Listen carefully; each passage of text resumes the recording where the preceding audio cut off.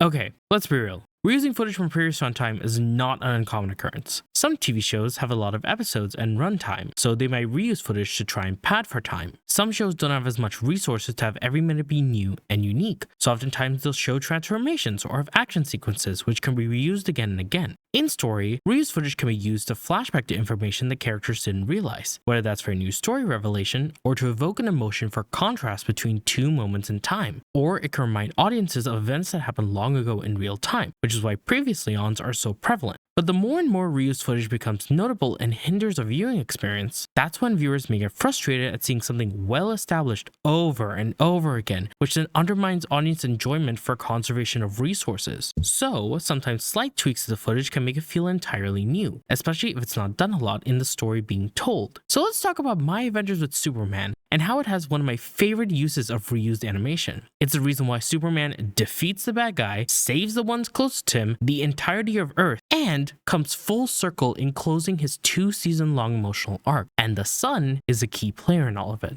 Let's start all the way in the beginning.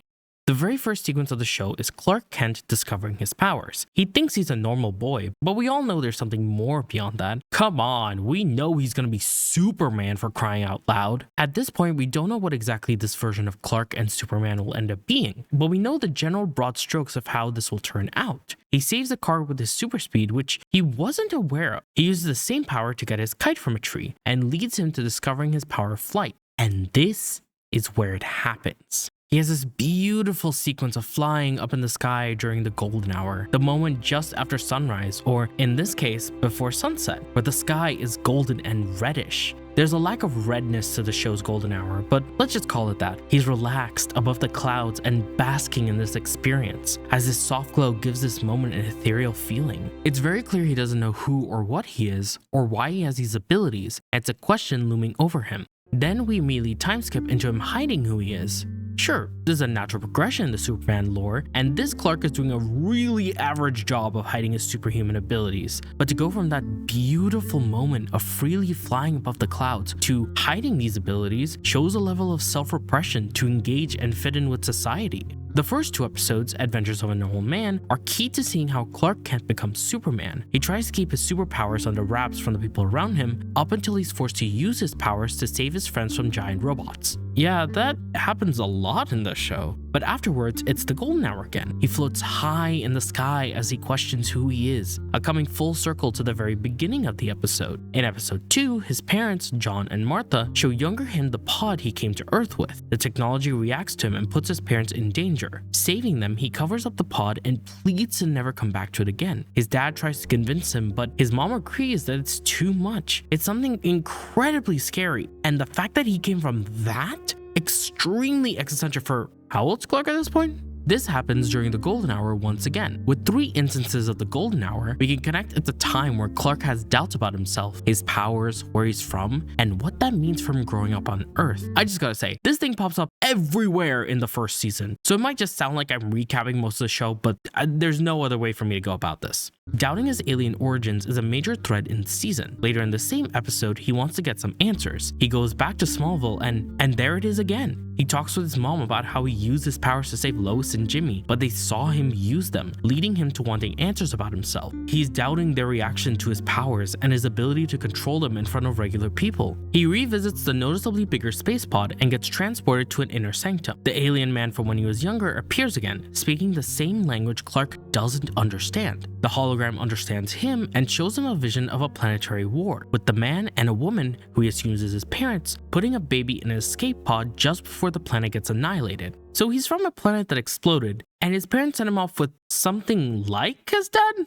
Pop off, I guess. And the season gives a lot for Clark to balance. He tries to stop the bad guys as Superman, keep Metropolis safe, balance his work and relationships as Clark, and keep his secret throughout. He's actually not great at hiding it, so it gets discovered pretty quickly by Lois. They have tensions and arguments, but overall it gets resolved satisfyingly. The first 2 episodes introduce us to our supervillain of the week, Livewire. She stole a lot of tech, including giant robots and her electricity harness, which puts our main crew and later Metropolis in danger. Superman's first real appearance is against her in episode 2, and when is it? During the golden hour, of course, aside from Lois, Jimmy, and Livewire in episode 1, no one has ever seen anyone or anything like Superman. This is the moment where Superman goes public, and based around Clark's questions and doubts about who he is, it's natural it would translate to the public. But in episode 3, Superman has his first major encounter against Intergang to stop them from robbing a bank. Interestingly, he fights them during the golden hour, which shows there's doubt in this fight. Compared to Livewire as a single thread, it's 3 individuals with superpowered tech against one superhero and a bank of people he needs to save. They use a freeze ray, which Superman stops after it goes haywire, but as he stops it, it gives him a flash of robots on a field shooting a laser. Still during the golden hour in that same episode, Lois later interviews him on top of the Daily Planet, and he answers vaguely but honestly. And when Clark comes back, Lois says, Superman is a liar. The first real instance of someone other than Clark doubting his alien identity doesn't come from an enemy, but from Lois herself. The golden hour of doubt expands to people outside of Clark. After the fight, but before the interview, he takes Lois up in the sky, where we clearly see all of Metropolis during the golden hour. With the context that the golden hour of doubt expands to characters beyond Clark, it's an indicator that all of Metropolis is not yet sold on Superman. And proved next episode, with Ivo's parasite outfit he built, which has the Livewire tech integrated. It was built on the distrust of an alien like Superman and being doubtful of his inherent kindness. Interestingly, there's no golden hour the whole episode, mostly because it takes place at night, but it's important because in episode 4, every major character has strong opinions about Superman. Ivo and Alex hate him, while Lois and Jimmy think he's genuinely doing good.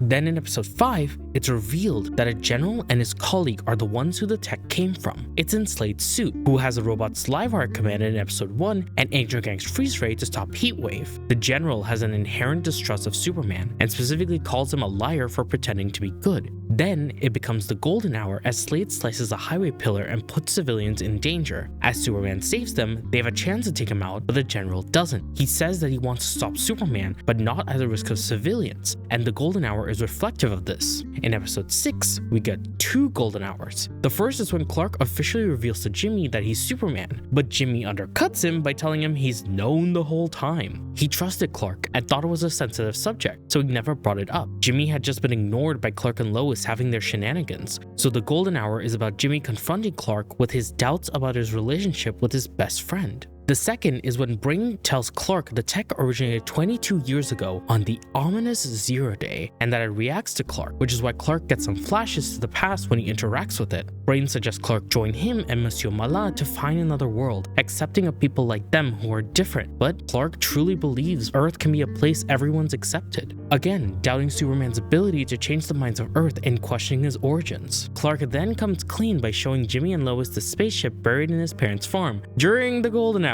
He's insecure about his alien origins and being totally honest with people about it. Even if he really trusts Lois and Jimmy, it's still a very vulnerable position for him to be in. Our characters get more info having encountered Mr.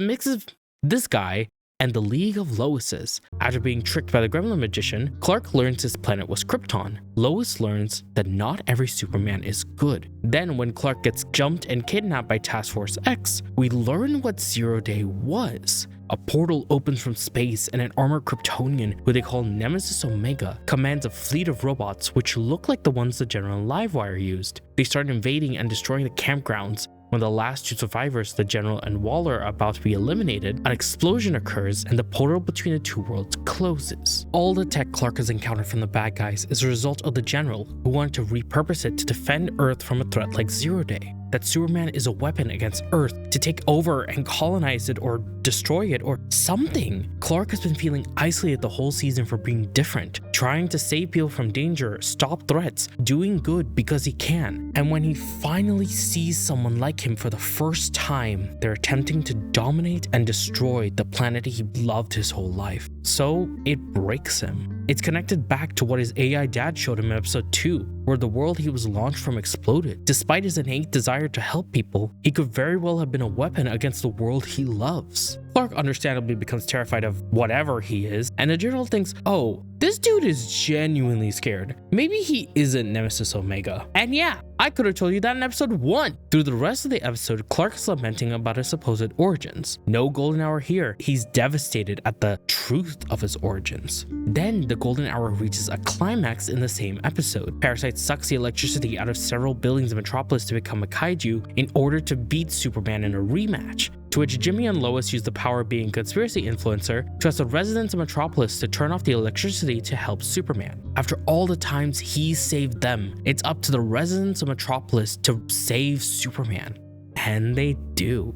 All the lights in Metropolis go out as Superman's super hearing catches so many people believing in him. During the fight, Superman points out that Ivo chose to be a monster to attack Metropolis, and Ivo reflects the question back to him. Superman's choosing to be kind despite what the information is telling him. And then the sun rises, and everyone cheers at Parasite's defeat. The golden hour comes to a climax because everyone is cheering for each other and Superman. We get the whole city bathed in the golden light of the sun. It no longer represents doubting Superman or his intentions anymore, since he's earned such goodwill with all of Metropolis. But that's just episode 9. The finale brings all of these to a head. Clark, Lois, and Jimmy are at the Kent's place in Smallville for Thanksgiving. Martha tells Lois how Clark was so afraid of hurting people when he was younger, he kept himself at a distance from others. Imagine wanting to protect those around you, only to be told you're built for their very destruction. Clark refuses to be the weapon he was designed to be. So when Clark sees the evil Superman on a data sphere, it re-enhanced ideas where not only was he built and used as a weapon, but there's a confirmed world where he is truly the destroyer of Earth. The kryptonite activates Clark's escape pod, which has now grown into a fully formed ship, and as you can imagine, chaos ensues. All the robots from Zero Day show up trying to hurt Clark and his family, and then open up the same portal from Zero Day to call the Armada. The kryptonite can stop the robots, but it also hurts Clark. Using the kryptonite and his hologram dad's help, he gets to the center of the ship and stops the portal, at risk of his life. His AI dad does save him, but he was really ready to sacrifice himself to save Earth. When Superman is paralyzed by the kryptonite, the general is about to shoot him during the golden hour. All of his doubts about Superman and his inherent desire to protect the Earth comes from this moment. Then Lois steps in to stop her dad from ending Superman. He says it's to protect her since the original Zero Day wiped out all of his comrades easily, but she pleads with him to leave Superman alone. This is the most major character that's been adamant about doubting Superman's intentions given his traumatic past. When he stands down, it's not because he suddenly thinks Superman is a good guy, but because he genuinely loves his daughter. He's still definitely questioning everything he thought to be true, but the golden hour is representative of the conflicting sides of trusting Superman. And that's how the golden hour is key to understanding how characters doubt Superman's intentions. But that's not how it started. It started as questioning Clark's origin, and that's not been cleared up by the end of season 1. Clark still sees his origins as something scary, even if he has cleared up that he's doing his best to be a good person who saves people. And that's when we get into season 2. Now, season 2 doesn't have as many golden hours as season 1, but the moments that are there are very effective. We immediately kick off the season with Clark having a nightmare about all of his loved ones turning on him, and his Kryptonian origins haunting him, which then directly goes into the first golden hour of the season with Clark's idealistic date with Lois. Soup on the roof as they watch the setting sun. Could it be that Clark's Kryptonian origins will come between him and Lois? Later that episode, we have shenanigans with the Fortress of Solitude, and the AI of his dad tells him there's another baby Kryptonian that escaped and is out in the world, his cousin Kara. Communication devices aren't working for some reason, and so he has to find a beacon, a communication device from the Zero Day ships. In episode 2, he and Lois breaks into Task Force X's base to free her dad, and Clark finds the beacon. At the end of episode 2, Clark tries to talk to Lois about the beacon he found, but they can't communicate, so he doesn't end up telling her. Happens during the golden hour because the Kryptonian in the room weighs heavily on Clark, who's especially uncertain about even getting in contact with Kara in the first place. Then after a couple of episodes of romance drama and miscommunication between Jimmy, Lois, and Clark activates the beacon to call in Kara. And in episode 5, we finally meet her. She's fully ready to deck a moving truck when Jimmy pulls her out of the way. He takes her on a tour around Metropolis, mostly as a way to avoid Clark because of Lex Luthor plot stuff. They have a montage where Jimmy barely misses seeing there's more about this girl than meets the eye. At the end of the montage, they go to a garden during the golden hour. It's happy. Almost too happy. Then Jimmy takes her to the top of the planet as the sun is about to set. They open up to one another about their issues, and it's quite a meaningful connection. But we don't know much about Kara at this point. The golden hour still asks us to question the Kryptonian origins of this character. Side note, if the armored Kryptonian at the end of season 1 was Kara, then who was Nemesis Omega that General Lane saw in Zero Day? Kara was a baby like Clark, so who was doing this? Their armor looks completely different. It could be something season 3 could explore. Anyways, Clark and Lois have a Schrodinger's breakup, and Kara is overstimulated, so she tries to kill Clark, but turns out she's just gonna kidnap him. Lois and Jimmy want to find a way to get Clark back, so they enlist Livewire, Monsieur Malin, and the Brain to help them steal a spacecraft from Task Force X. Yes, you heard that right. Oh my god, I love this show. As they're launching into space and detecting some robots, Livewire tells Lois that love is not for cowards and to face issues head on. This is a realization for Lois and how it applies to her relationship with Clark, and they launch out of space during, say it with me now, the golden hour. Kara gets her dad's ship, who turns out to be Brainiac, and Kara quickly realizes that Brainiac is a bad dad. She teams up with Lois and Jimmy, but Clark ends up getting possessed by Brainiac. He's heading to Earth, so the team goes after him, while Lois tries to reach Clark in his dreamscape. My favorite part of Clark's Black Mercy dreamscape is that it consistently appears to be the golden hour. There's this golden glow over the horizon, and these clouds kind of a burnt umber color. The presence of the golden hour takes us back to episode 1. Clark, or Kal-El, knows he's living in a fake reality, so he feels secure here. He has his Kryptonian parents, and living in this world, everything's great. But the consistent presence of the golden hour asks us the question all the time. It is a bit odd because it's more of an alien planet dreamscape, so it's not exactly how Earth's golden hour works as established by the show, but it is visually similar to the golden hour to evoke the same feeling, while still feeling very alien from our familiarity with Earth. It's especially interesting that when Mind Control Kal-El speaks to Amnesia Lois, he says he's not good at doing the warrior stuff. He feels different from what he's experienced. So even in this reality where his memories are locked up, he feels something's wrong, even if he can't quite place his finger on it. Lois breaks Clark free of the mind control, and then we get to the season 2 finale, My Adventures with Supergirl.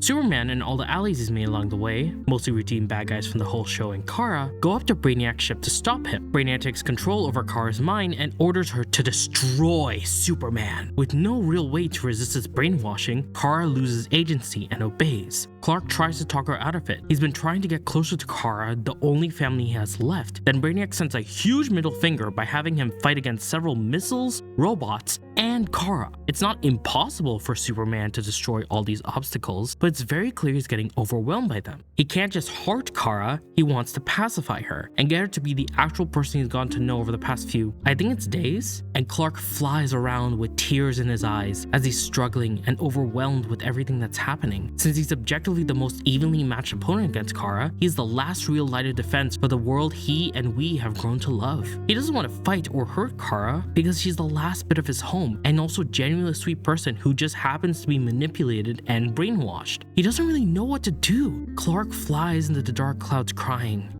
and that's when it happens. The dramatic music cuts, and for a glorious 10 seconds, we see young Clark all the way back in episode 1, flying in the sky during the golden hour. This one moment in the very early minutes of the show before we go through everything that's happened. No weight of Krypton bearing on his shoulders, no deep discrimination for not belonging. The home he's known all his life and loved isn't any danger, and no evil space dictators trying to control the last bit of his biological family for its own technological egotism. It's the calm in the eye of the storm, and remind us what he really wants: peace, with both his powers and his home in harmony. But Clark isn't the only one going back to the very early moments of his power, but we do too. We feel the abrupt shift in mood from the stormy dark clouds to the bright golden sunlight. All the tension from romance drama, secret identities, this story's direction on Superman lore, the xenophobia, the mistrust of Superman, and the antagonists we face every single episode, all of it's gone in this one moment. It's not exactly fully reused animation, since there are slight tweaks to fit the few seconds they have versus the full 30 seconds they spend in episode 1. With every time you see the golden hour of the show, there's conflicting beliefs in Superman. Episode 5 with the crumbling highway, Lois in general in the season 1 finale, the victory against Parasite in episode 9, or even in the very first episode where he doubts his own powers. And that's why this moment is so powerful, because this moment, Clark Kent goes back to a moment before he questioned everything about his heritage. A moment where his abilities and his world were in true harmony. It's the moment where Clark Kent is no longer afraid of his powers. It's the moment where Clark Kent no longer doubts Superman. After it ends, Superman is no longer crying and his mind is clear. He flies high in the sky, cinematically spinning like how he did in episode 1 as a kid, avoiding the missiles and basking in the light of the sun above the dark gray clouds. The missiles that pass him make a U-turn above him, while Kara and the Brainiac bots fly up at him. He tackles Kara through the robot armada, and all the missiles blow up the robots. This callback to episode 1 stops the robots, isolates Kara, and gives Superman a chance to rid his cousin of the brainwashing. Absolute cinema that turns the tides of the invasion. They snap Kara out of the brainwashing and lift Brainiac's ship up into space in an attempt to throw him into the sun. I love this show. Brainiac, the sorest of losers, pulls out some kryptonite he saved up for a rainy day to try and annihilate them both, but Kara pushes Clark out of the way and takes the full blast of the Kryptonian laser. She falls into the sun, and Clark goes after her. And this is where Clark discovers that Kryptonians are powered by the sun.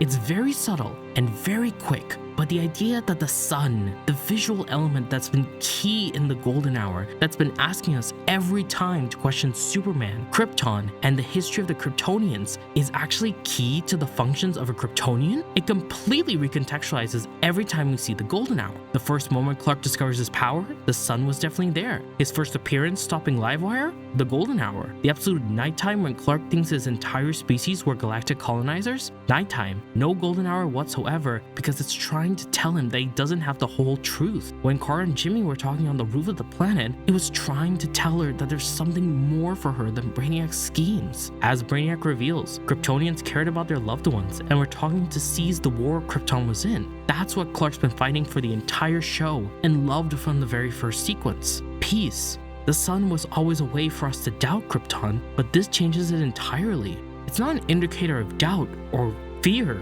but of love. Almost as if the entire history of Krypton smiles upon them. The sun charges them up, and they're coated with this golden glow over them. And given the quick context, the golden glow isn't just the power of the sun, but payback from the entirety of the planet Krypton. Every life that Brainiac took, every minute of their futures that never happened, he's going to get it back tenfold. Kara and Clark charge up, defeat Brainiac, and the Earth is saved. Everything's okay. Definitely no collateral damage here. And you'd think that would be it, right? But it all comes back twice again after the final battle. The second time is the ending Soup on the Roof sequence, where they're on top of the Daily Planet calling back to the season 2 premiere. But the first, and my favorite, is Kara and Clark playing superhuman powered catch as the golden light illuminates them. A full circle back to the first minutes of episode 1, where Clark is basking in his Kryptonian abilities of Smallville and actually enjoying being himself. But this time, it's different. It's as if the history of Krypton is smiling upon them once more, and Clark